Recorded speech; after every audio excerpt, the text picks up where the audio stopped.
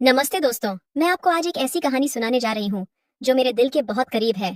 इस कहानी को ध्यान से सुनिए क्योंकि इसमें जीवन के कई अनछुए पहलू छिपे हुए हैं। मेरा नाम अनुष्का है और मैं 28 वर्ष की हूँ। पिछले 6 साल से मैं अकेली हूँ क्योंकि एक दुर्घटना में मेरे पति राहुल हमेशा के लिए मुझे छोड़कर चले गए। मेरे पास 2 प्यारे बच्चे हैं, आदित्य और आरती, जो जुड़वा हैं और अभी महज 5 साल के हैं।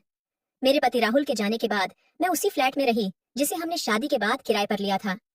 वो छोटा सा फ्लैट हमारे सपनों का घर था, लेकिन उसका किराया इतना ज्यादा था कि मेरे लिए अकेले उसे चलाना मुश्किल होता जा रहा था।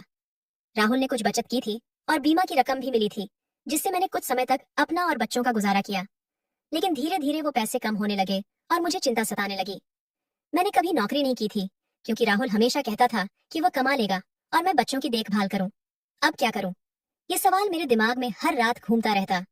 नौकरी करने का विचार आया, लेकिन बच्चों को छोड़कर जाने का मन नहीं करता था। वे अभी बहुत छोटे थे और उन्हें मेरी जरूरत थी। मेरे सामने एक ही विकल्प बचा था, अपने मायके लौट जाना। हालांकि मेरे माता पिता से मेरे रिश्ते कभी बहुत अच्छे नहीं रहे। उनका मानना था कि मैंने अपनी मर्जी से शादी की थी, तो अब मुझे अपने फैसलों के परिणाम भी खुद ही भुगतने चाहिए। लेकिन मेरे छोटे भाई विशाल ने हमेशा मेरा साथ दिया था। वह मुझसे 3 साल छोटा है और अब तक वो कुंवारा है। उसकी छोटी सी नौकरी है जिससे वह अपना खर्च तो चला लेता है, लेकिन शादी जैसे बड़े कदम के लिए अभी उसके पास पर्याप्त पैसे नहीं है। जब मैंने अपने माता पिता से बात की तो वे तुरंत राजी नहीं हुए। मेरी माँ ने कहा, बेटी, तूने हमारी बात न मानकर इस लड़के से शादी की थी। अब तू और तेरे बच्चे हमारे ऊपर बोझ बन जाओगे। लेकिन विशाल के समझाने पर उन्होंने अंततः हाँ कर दी और इस तरह मैं अपने दोनों बच्चों के साथ अपने पुराने घर लौट आई। घर आना आसान था, लेकिन यहाँ रहना नहीं। मेरे माता पिता अब बूढ़े हो चुके थे और उनकी सोच पुरानी थी। हर छोटी बात पर उनका गुस्सा फूट पड़ता था, कभी बच्चों के शोर पर, कभी खाना बनाने के तरीके पर, या फिर मेरे कपड़े पहनने के ढंग पर। अनुष्का, तू अभागिन है, तेरी वजह से ही तेरा पति तुझे छोड़ गया। ऐसी बातें सुनकर मेरा दिल टूट जाता था। मैं रात में अकेले में रोती थी ताकि बच्चे न देख सकें। इन सब परिस्थितियों में मेरा विशाल भाई ही एकमात्र ऐसा व्यक्ति था जो मेरे साथ खड़ा रहा। वह मुझसे कहता, दीदी, हिम्मत मत हारो, हम मिलकर सब कुछ ठीक कर लेंगे। एक शाम पापा ने मुझे बुलाकर कहा, अनुष्का, घर का खर्च बहुत बढ़ गया है। मेरी पेंशन से इतने लोगों का खाना पीना नहीं चल सकता। तुम्हें कोई काम करना होगा। मैंने समझदारी से उनकी बात मान ली। जी पापा, मैं कल से ही नौकरी की तलाश शुरू कर दूंगी। बच्चों का ध्यान आप और माँ रख लेंगे ना? लेकिन विशाल भाई को यह बात पसंद नहीं आई। वह मेरे कमरे में आया और बोला, दीदी, तुम्हें कहीं जाने की जरूरत नहीं है। मैं 2 नौकरियां कर लूंगा। तुम बस घर संभालो और बच्चों का ख्याल रखो। मैंने उसे समझाया, विशाल, यह मेरी जिम्मेदारी है। तुम्हें अपना भविष्य सोचना चाहिए। तुम्हारी शादी होगी, अपना परिवार बसाओगे। मुझे अपने पैरों पर खड़ा होना ही होगा। वह नहीं माना, लेकिन अंततः उसे स्वीकार करना पड़ा। मैंने नौकरी की तलाश शुरू की और मुझे एक वकील के दफ्तर में काम मिल गया। अनिल सर बहुत अच्छे इंसान थे। वे मेरी परिस्थिति समझते थे और मुझे कभी देर से आने पर डांटते नहीं थे। लेकिन यह नौकरी मेरे लिए पर्याप्त नहीं थी। वेतन इतना कम था कि बच्चों की फीस, उनके कपड़े और घर में योगदान करने के लिए कुछ भी बचता नहीं था। मैं हर रात थकी हुई घर लौटती, लेकिन मन ही मन जानती थी कि यह पर्याप्त नहीं है। एक रात जब बच्चे सो गए थे, मैं बरामदे में बैठी थी। विशाल मेरे पास आया और बोला, दीदी, तुम बहुत थकी हुई लगती हो।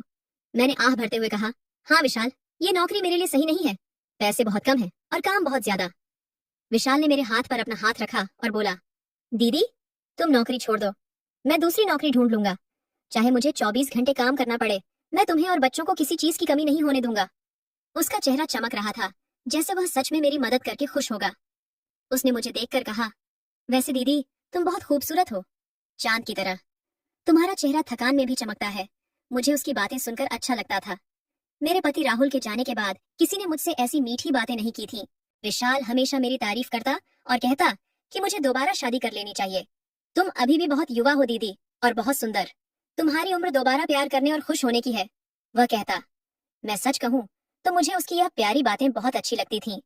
उसकी इस मिठास और लगातार आग्रह के सामने मैंने अंततः हार मान ली और नौकरी छोड़ने का फैसला कर लिया। विशाल ने जैसा कहा था वैसा ही किया। उसने एक और पार्ट टाइम नौकरी ढूंढ ली और दिन रात मेहनत करने लगा। विशाल अब रात के 10, कभी 11 बजे थका हारा घर लौटता। मैं उस समय तक जागकर उसका इंतजार करती। घर के बाकी लोग, मेरे बच्चे, माँ और पिताजी तब तक सो चुके होते। बच्चों को सुलाकर मैं रसोई में जाती और ताज़ा खाना परोसती। विशाल के कपड़े धोना, उन्हें इस्त्री करना और उसकी छोटी छोटी जरूरतों का ख्याल रखना मेरी दिनचर्या का हिस्सा बन गया था। अनुष्का दीदी, तुम्हें इतनी मेहनत करने की जरूरत नहीं है, विशाल कहता जब मैं थाली में गर्मा गर्म रोटियां रखती।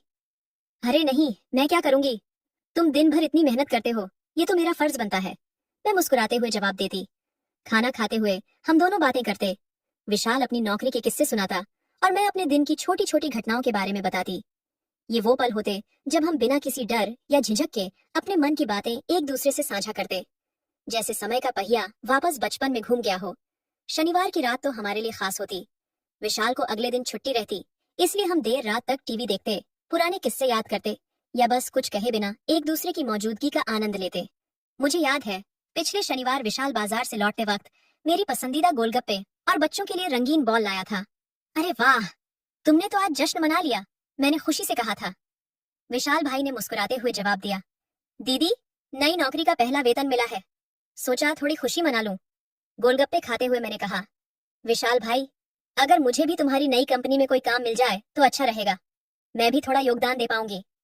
विशाल ने सिर हिलाकर मना कर दिया, नहीं दीदी, वहाँ काम बहुत मुश्किल है, रात की शिफ्ट है और शारीरिक मेहनत भी ज्यादा, ये मर्दों के लिए ही ठीक है।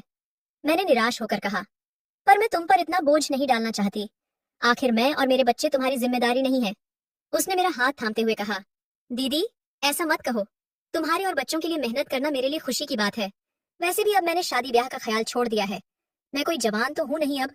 मैं हंस पड़ी, क्या बकवास कर रहे हो, तुम अभी सिर्फ 25 के हो और दिखते भी बहुत अच्छे हो, तुम्हारे लिए ढेरों लड़कियां लाइन में खड़ी होंगी और जो लड़की तुम्हें पाएगी वह बहुत खुशनसीब होगी। विशाल भाई चुप रह गया, बस मुस्कुरा दिया। सच कहूं, मेरा भाई विशाल वाकई बहुत अच्छा इंसान था। उसका स्वभाव इतना मधुर था कि गांव में सभी उसे पसंद करते थे, कभी किसी की बुराई नहीं, हमेशा दूसरों की मदद के लिए तत्पर। मैं ये सिर्फ इसलिए नहीं कह रही क्योंकि वह मेरा भाई है, बल्कि वास्तव में उसकी आत्मा निर्मल थी। एक शनिवार की रात हम फिर से देर तक जागे थे। टीवी पर कोई फिल्म चल रही थी। विशाल ने अचानक कहा, दीदी, मैं कब से सोच रहा हूँ, तुम्हें दोबारा विवाह कर लेना चाहिए। मैंने गहरी सांस ली। नहीं विशाल, मैं नहीं चाहती, मेरे 2 बच्चे हैं और तुम जानते हो सौतेले पिता के साथ बच्चों की जिंदगी कितनी मुश्किल हो सकती है। मुझे अपनी आरती बेटी के लिए चिंता होती है। विशाल भाई ने थोड़ी देर चुप रहकर कहा, दीदी, मैं कुछ कहना चाहता हूँ, लेकिन प्लीज बुरा मत मानना या गलत मत समझना। मैंने उसके कंधे पर हाथ रखा। हम भाई बहन हैं विशाल, हमारे बीच ऐसी कौन सी बात है जिसमें गलतफहमी हो सकती है, कहो। उसने हिचकते हुए कहा, सच कहूं दीदी, मैं नहीं चाहता कि तुम दोबारा शादी करो। मैं चौंक गई। क्यों विशाल, ऐसा क्यों, इससे तो तुम्हारे कंधों से मेरी और बच्चों की जिम्मेदारी हट जाएगी। नहीं दीदी, उसने मुझे देखते हुए कहा, मुझे यह जिम्मेदारी अच्छी लगती है, तुम और बच्चे घर में हो तो घर जीवंत लगता है। हमें बचपन से ही एक दूसरे की आदत रही है। तुम्हें याद है जब हम दोनों मिलकर गांव के पिछवाड़े वाले तालाब में नहाने जाते थे। मुझे अच्छा लगा यह जानकर कि विशाल मुझे अपने साथ रखना चाहता है। माँ पिताजी हमेशा मुझे दूसरी शादी के लिए प्रेरित करते रहते थे, लेकिन विशाल भाई चाहता था कि मैं यहीं रहूं उसके साथ। त्योहारों पर विशाल मेरे और बच्चों के लिए नए कपड़े लाता। दिवाली पर तो उसने अपनी पूरी तनख्वाह हम पर खर्च कर दी थी। बच्चों के लिए खिलौने, मेरे लिए साड़ी और घर के लिए नए पर्दे। विशाल, कुछ पैसे अपने लिए भी बचा लो, मैंने उसे समझाया। तुम्हारी शादी के लिए कुछ तो बचत करो। वह मुस्कुराया। दीदी, मैंने कहा ना, शादी का ख्याल छोड़ दिया है, हम दोनों ऐसे ही रहेंगे, ना तुम शादी करोगी न मैं हंसती और बात टाल दी। लेकिन जब कभी मैं उसके कमरे की सफाई करती तो कुछ चीजें नोटिस करती जो मुझे अजीब लगती। उसके बिस्तर पर दाग, उसके मोबाइल में छिपे हुए वीडियो। मैं समझती थी कि 25 साल का कुंवारा जवान युवक है, ये सब स्वाभाविक है। लेकिन इन चीजों को देखकर मुझे अपने पति राहुल की यादें ताजा हो जाती। वे अंतरंग पल जिनसे मैं 6 सालों से वंचित थी। मैं खुद को रोक नहीं पाती और कभी कभी घंटों अपने कमरे में बंद होकर वो वीडियो देखती रहती। एक रात जब हम दोनों देर तक जागे थे, टीवी पर एक फिल्म चल रही थी जिसमें कुछ रोमांटिक दृश्य थे। मेरा ध्यान उन पर टिका हुआ था और मुझे पता नहीं क्यों एक अजीब सी गर्माहट महसूस हो रही थी। मैंने खुद को संभाला और ऐसा दिखाया जैसे मुझे कुछ समझ नहीं आया। मैं सोने जा रही हूँ विशाल, तुम्हें भी सो जाना चाहिए, कल जल्दी उठना है। विशाल ने मुस्कुराते हुए कहा, ठीक है दीदी, तुम जाओ, मैं बस थोड़ी देर और फिल्म देखकर आता हूँ। मैं अपने कमरे की ओर बढ़ गई, लेकिन मेरे मन में कुछ विचित्र से विचार घुमड़ रहे थे। मुझे नींद नहीं आ रही थी। बिस्तर पर करवटें बदलते हुए मैंने मोबाइल उठाया और स्क्रॉल करने लगी। अचानक गले में सूखापन महसूस हुआ, प्यास लगाई थी। मैं धीरे से उठकर पानी पीने रसोई की ओर बढ़ी। गलियारे से गुजरते हुए मैंने देखा कि विशाल के कमरे से रोशनी आ रही थी। अरे, यह अभी तक जाग रहा है, मैंने मन ही मन सोचा। विशाल की आदत थी लाइट जलाकर सो जाना और फिर बिजली का बिल बढ़ने पर शिकायत करना। मैंने सोचा बिजली बचाने के लिए लाइट बंद करके आऊं। जब मैं उसके कमरे के पास पहुंची तो दरवाजा थोड़ा सा खुला हुआ था। मैं बिना आवाज किए झांक कर देखने लगी और जो देखा उससे मेरे होश उड़ गए। विशाल अपने मोबाइल पर मेरी तस्वीर को बड़ा करके देख रहा था। वह दिवाली वाली फोटो जिसमें मैं लाल साड़ी में थी। और वह कुछ ऐसा कर रहा था जिसे देखकर मेरा चेहरा शर्म से लाल हो गया। मेरा दिल तेजी से धड़कने लगा। मैं वहीं खड़ी रह गई, न अंदर जा पा रही थी न वापस लौट पा रही थी। मेरे मन में विचारों का तूफान उठा, क्रोध, भय और कुछ और जिसे मैं नाम नहीं दे पा रही थी। शायद एक अजीब सी खुशी। कोई मुझे इस तरह चाहता है। 7 साल बाद कोई मुझे एक औरत के रूप में देख रहा है। मैंने हिम्मत जुटाई और दरवाजे को धक्का देकर पूरा खोल दिया। विशाल, ये क्या कर रहे हो तुम? मेरी आवाज थरथरा रही थी। वह चौंक गया। झटपट फोन को बंद करके मुझसे नजरें चुराते हुए बोला, कुछ नहीं दीदी, मैं तो बस। मैंने सब देखा है विशाल, मैंने दरवाजा बंद करते हुए कहा। तुम मेरी तस्वीरें क्यों देख रहे थे? वह भी इस तरह? वह चुप रहा, सिर झुकाए। मेरे दिमाग में अजीब विचार घूम रहे थे। मैं भी नहीं समझ पा रही थी कि मैं क्यों उसके करीब जा रही थी। शायद वो 7 साल की तन्हाई, वो रात का सन्नाटा, या शायद वो प्यार और अपनेपन की भूख जो मेरे अंदर थी। देखो विशाल, मैंने उसके बगल में बैठते हुए कहा, मैं तो घर में ही हूँ, तुम्हें ऐसा करने की क्या जरूरत? हम हम दोनों एक दूसरे के साथ हैं ना। इससे शायद शायद हम दोनों की जिंदगी आसान हो जाए। विशाल ने पहली बार मेरी आंखों में देखा। उसकी आंखों में उत्सुकता, आशा और भय का मिश्रण था, जैसे वह इसी पल का इंतजार कर रहा था। दीदी, क्या तुम सच में? उसकी आवाज कांप रही थी। घर में सन्नाटा था। बच्चे गहरी नींद में थे। माँ पिताजी अपने कमरे में सो चुके थे। और फिर जैसे कोई बांध टूट गया। विशाल ने धीरे से मेरा हाथ थामा और उसका स्पर्श बिजली की तरह मेरे पूरे शरीर में दौड़ गया। 7 साल की तन्हाई और भूख एक पल में जाग उठी। हम दोनों ने एक दूसरे को वो दिया जिसकी हमें भूख थी, प्यार, आत्मीयता, अपनापन। उस रात हम एक दूसरे में इस तरह खो गए जैसे हम पति पत्नी हों, न कि भाई बहन। वह पल इतना सुंदर था, इतना गहरा कि मैं शब्दों में बयान नहीं कर सकती। उस रात के बाद हमारी जिंदगी बदल गई। हम अभी भी परिवार के सामने भाई बहन थे, लेकिन जब सब सो जाते हम वो हो जाते जो हमारे दिल चाहते थे। यह सिलसिला कई महीनों तक चला। फिर एक सुबह जब मैं अपने कमरे में थी, अचानक मेरे पेट में मरोड़ उठी और मुझे उल्टी आ गई।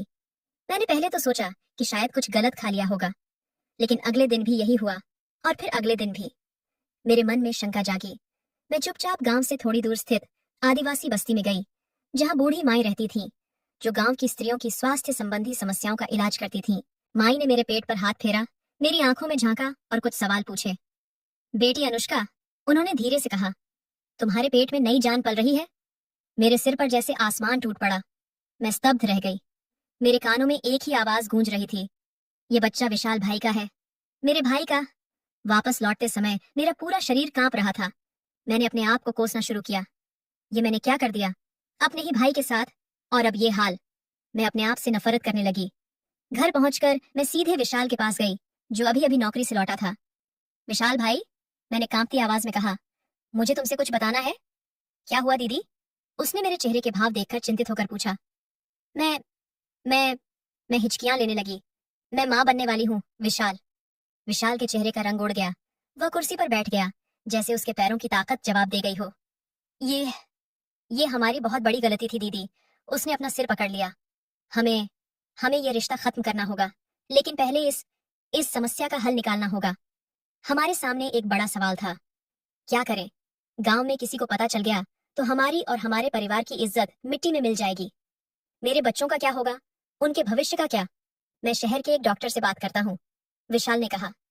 हम मेले के बहाने शहर जाएंगे। वहां कोई नहीं जानता कि हम भाई बहन हैं।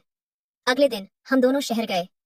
एक छोटे से क्लिनिक में डॉक्टर ने मेरी जांच की और पुष्टि की कि मैं गर्भवती हूँ। मुझे ये बच्चा नहीं रखना, मैंने भारी मन से विशाल से कहा। यह हमारी गलती का नतीजा है विशाल, हम इसे आगे नहीं बढ़ा सकते। विशाल ने मेरा हाथ थामा और हाँ में सिर हिलाया। डॉक्टर से सलाह लेने के बाद मैंने वह कदम उठाया जो शायद मेरे जीवन का सबसे कठिन फैसला था। वापस गांव लौटने के बाद मेरा दिल और मन दोनों ही भारी थे। मैंने विशाल से कहा, अब हमें अपनी अपनी जिंदगी अलग करनी होगी। मैं अपने बच्चों के साथ कहीं दूर चली जाऊंगी और तुम अपनी जिंदगी शुरू करो। विशाल की आंखों में आंसू थे। माफ करना दीदी, उसने कहा, मैंने तुम्हें इस हाल में पहुंचा दिया। नहीं विशाल, इसमें हम दोनों की गलती थी, मैंने उसके कंधे पर हाथ रखते हुए कहा। लेकिन अब हमें सही रास्ते पर चलना होगा। मैंने अगले दिन ही नौकरी की तलाश शुरू कर दी। मेरा इरादा था शहर में कोई काम ढूंढकर बच्चों के साथ एक नई शुरुआत करना। लेकिन जैसे जैसे दिन बीतते गए, मेरे अंदर एक अजीब सा दर्द और खालीपन बढ़ता गया। विशाल भी परेशान दिखने लगा था। वह काम से आकर सीधे अपने कमरे में चला जाता, खाना भी वहीं खाता। हमारी नजरें मिलने से कतराती थीं, लेकिन जब कभी मिलती, उनमें एक अजब सी पीड़ा झलकती। एक रात मैं बच्चों को सुलाकर बाहर आंगन में बैठी थी। आसमान में चांद खिला हुआ था। विशाल भी वहां आकर चुपचाप बैठ गया। दीदी, उसने धीरे से कहा, मैं कल शहर जा रहा हूँ। मुझे वहां एक अच्छी नौकरी मिल गई है। मेरा दिल जोर से धड़का। इतनी जल्दी? मैंने पूछा। हाँ, मुझे लगता है यही सही है, उसने कहा। मैं यहाँ रहूंगा तो हम दोनों के लिए मुश्किल होगा और माँ पिताजी को भी शक हो सकता है। मैं चुप रही। वह सही कह रहा था। हमारे रिश्ते का रहस्य अगर कभी खुला तो न सिर्फ हमारी बल्कि पूरे परिवार की बदनामी होगी। फिर अचानक विशाल ने मेरा हाथ पकड़ लिया। दीदी, मैं तुमसे कुछ पूछना चाहता हूँ। उसकी आवाज में एक अजीब सी उत्तेजना थी। क्या? मैंने धीरे से पूछा। तुम मेरे साथ चलोगी? तुम और बच्चे, हम सब एक साथ शहर चले जाएं। वहां कोई हमें नहीं जानता। हम हम पति पत्नी बनकर रह सकते हैं। कोई नहीं जानेगा कि हम भाई बहन हैं। मैं उसकी बात सुनकर अवाक रह गई। विशाल, तुम पागल हो गए हो क्या? यह ये गलत है। पर क्यों दीदी? उसने आवेग से कहा। हम एक दूसरे से प्यार करते हैं। हम खुश हैं साथ में। बच्चे भी मुझसे प्यार करते हैं। जब तक कोई जानता नहीं, तब तक क्या फर्क पड़ता है? मैंने उसका हाथ झटक दिया। बस करो विशाल, हम ऐसा नहीं कर सकते। ये पाप है। और अगर कभी किसी को पता चल गया तो? हम देश के किसी भी कोने में चले जाए, हमारा सच हमारे साथ ही रहेगा। विशाल ने मुझे गौर से देखा। उसकी आंखों में आंसू और आग दोनों थे। पर मैं तुम्हारे बिना नहीं रह सकता दीदी, उसने दर्द भरी आवाज में कहा। मैं तुमसे प्यार करता हूँ, सिर्फ बहन के रूप में नहीं। यह प्यार नहीं, वासना है विशाल, मैंने कड़कते हुए कहा। हालांकि मैं जानती थी कि यह सिर्फ वासना नहीं थी। हमारे बीच कुछ और गहरा था, लेकिन उसे नाम देना पाप था। विशाल वहां से उठ गया और अपने कमरे में चला गया। मैं वहीं आंगन में बैठी रही, अपनी किस्मत पर आंसू बहाती। अगली सुबह मैं जब उठी तो देखा कि विशाल का कमरा खाली था। वह अपना बैग लेकर चला गया था। उसने एक चिट्ठी छोड़ी थी। उसमें लिखा था, मेरे प्रिय दीदी, मैं जा रहा हूँ। ये शहर छोड़ के तुम सही कहती हो, हमारा साथ रहना गलत है। मैं नहीं चाहता कि मेरी वजह से तुम्हारी या बच्चों की जिंदगी में कोई परेशानी आए। मैंने शहर में एक नौकरी ली है, हर महीने पैसे भेजता रहूंगा। जब तक मैं हूँ, तुम्हें या बच्चों को कभी किसी चीज की कमी नहीं होगी। माफ करना दीदी मुझे। तुम्हारा विशाल। तो दोस्तों, आपको ये कहानी कैसी लगी? कृपया अपने विचार साझा करें। अगर आपको ये कहानी पसंद आई तो इसे लाइक और शेयर करें। ऐसी ही और कहानियों के लिए हमारे चैनल को सब्सक्राइब करें और बेल आइकन दबाना न भूलें। धन्यवाद।